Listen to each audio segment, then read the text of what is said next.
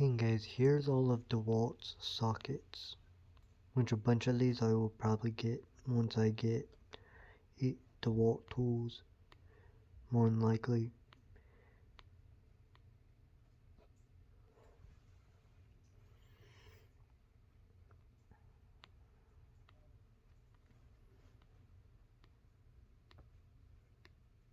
Well, dadgummit, a bunch of these are discontinued.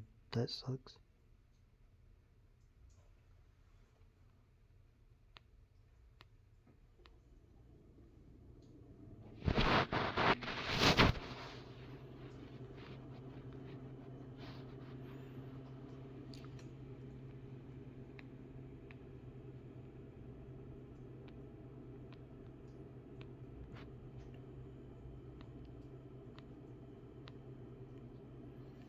So then hopefully you guys like, comment, share, subscribe, and hit the bell icon so you get notified when I upload live stream, make YouTube shorts.